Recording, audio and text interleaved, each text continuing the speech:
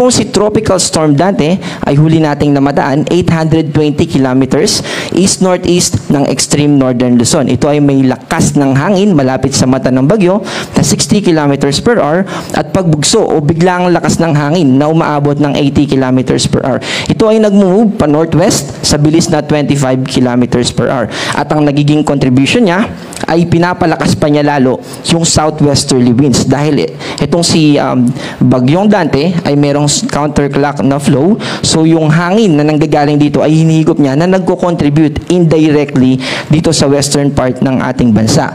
Bukod kay Bagyong Dante ay yes po, tropical storm na from Tropical Depression Emong. Mabilisan lang po, ito yung tinatawag din natin na rapid intensification. So itong si Emong ay mas lumakas pa.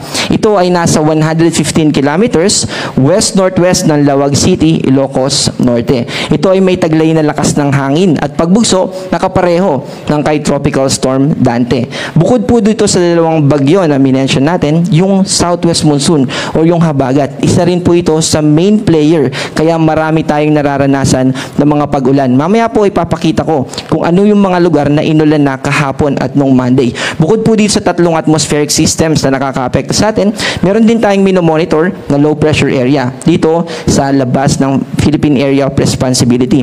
Dahil northward yung nakikita nating propagation nitong or yung movement, pahilaga po yung movement niya, ay wala po itong magiging direktang epekto sa ating bansa, pero may monitor pa rin po natin yan sa mga susunod na araw.